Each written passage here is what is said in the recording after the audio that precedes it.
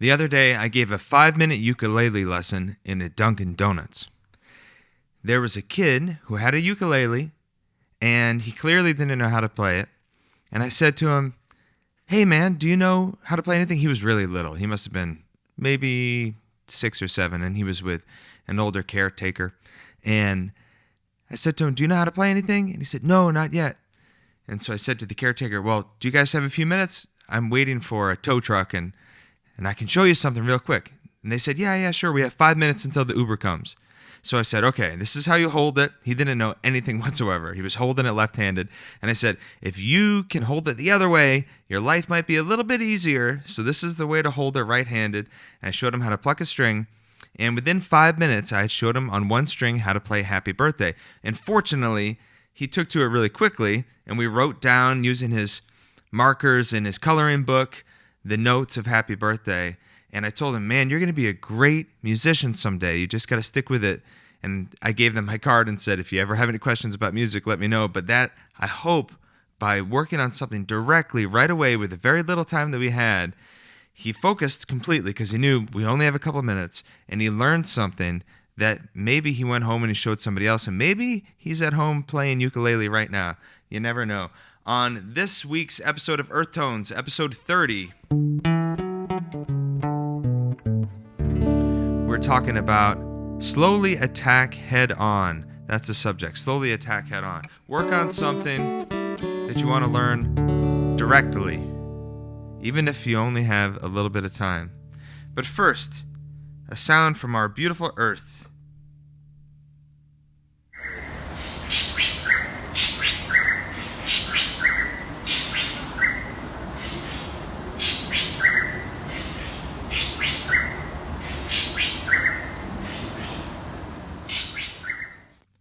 A beautiful sound. That is a botanical garden at night from my friend Jared that he recorded in Singapore.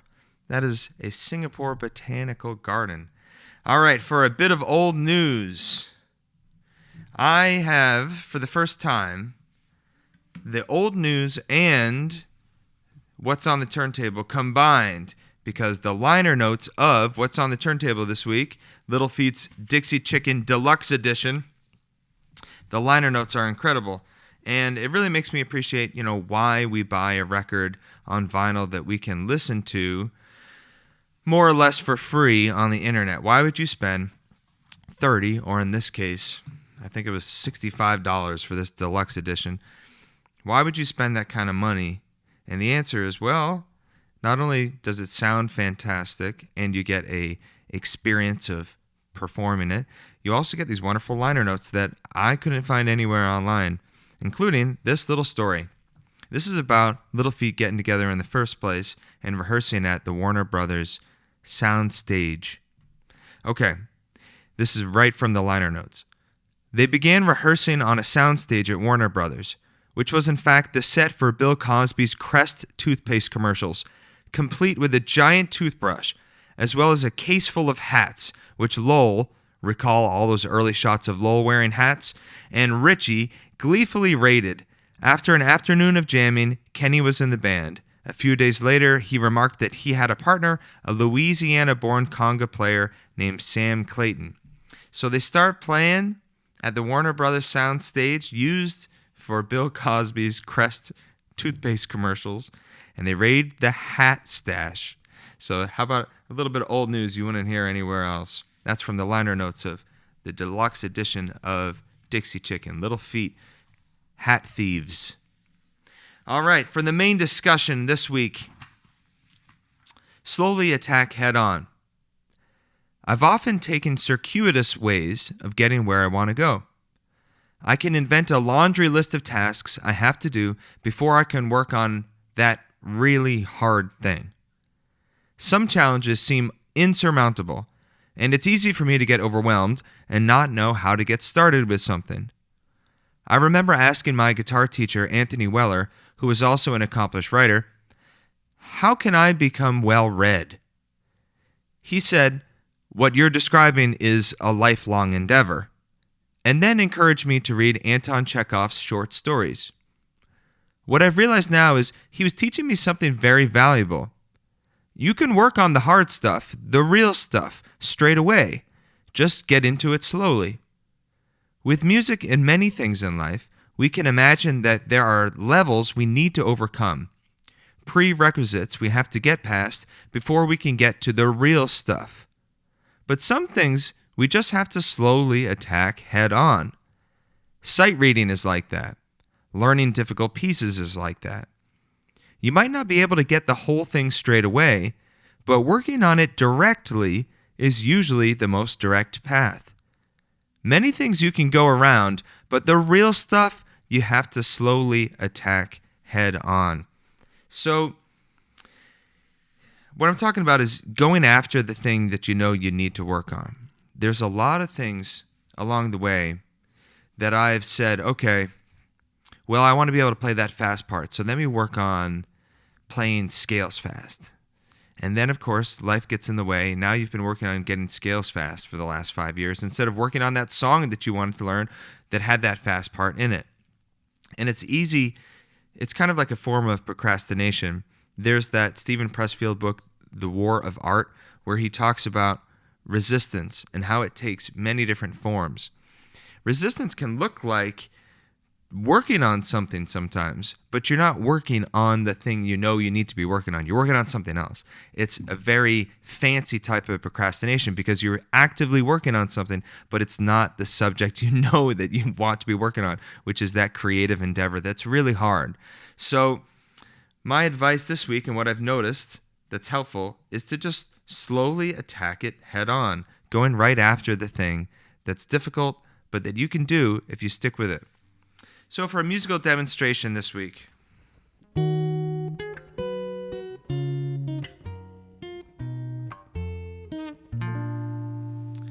those are the first changes of All Things You Are.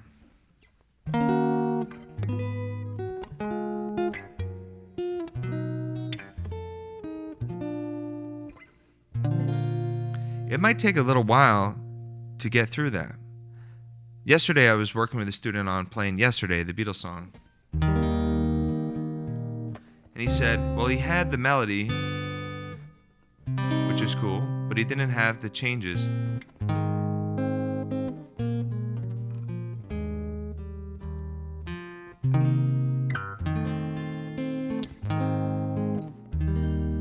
And I said, well, you have the chart. I know you have the chart because I can see it in your email, but let's just work on it. It's going to start with F, and again, I'm down a whole step like usual. So that's really E flat currently if you have perfect pitch. I said, okay, what's the first chord? Well, it's F. That's the song. And then we know that it goes down to that E minor to the A7. And let's just only work on that for a second. You said, okay, well, you're not going to forget that because that's not very much. Now, after that A7 is a D minor. If you know theory, then you would have guessed that because you know that A7 is 5 of D minor. And then it walks down. You can kind of think about the direction of the music. It went down and went back up again. And then it had this resolution that was 4-1, right? So whether you're learning a standard like All Things You Are or you're playing through something like Yesterday, if you attack it head on and say, what are the chords? Can I quiz myself?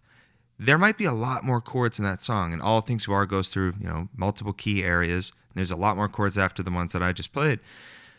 But with something like Yesterday, you might say, oh man, there's a bunch of chords in here. Which ones do I know for sure? If you just start to try to play by memory and then get stuck and try again, you're working on it head on. I've done things like, well, I'm just going to keep reading off the chart until I'm familiar enough with it to have memorized it. But that's not the skill. That's just a different skill. That's reading. And that's great to be able to follow a chord chart. But if you're trying to learn the song, you have to be able to be honest with yourself about what do you actually know? What have you memorized, right? And so that's my piece of advice is take any given song you're trying to learn and see if you can just quiz yourself. Do I really know any of the chords? And if I don't, which ones do I know? And fill in the blanks. And work on it head on, because you'd be surprised it doesn't take that long. With a lot of my students, what we do is I say, I'm going to teach this to you first, by rote. I'm going to show it to you, and then we'll see how it goes before I give you the music. Because once I give it to you, you're going to look at it, and you're going to kind of like offload the mental effort to that piece of paper. Because now the piece of paper's got it. But I'm going to show it to you first so that you go home and the piece of paper is just a reminder of how it goes. So what is on the turntable this week?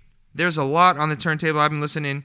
I think the last few weeks I've probably spent more hours listening to vinyl than Spotify, which is uncommon for me. I have not been listening to that much vinyl until super recently, partly because of doing the show. This is Little Feat Dixie Chicken Deluxe Edition. If you don't want to spend $65, you can stream it on Spotify, but you won't get those cool liner notes. It is fantastic, remastered, sounds beautiful. The full record, the outtakes and the rarities is the second LP, and then the last one is a performance at Paul's Mall in Boston, Massachusetts.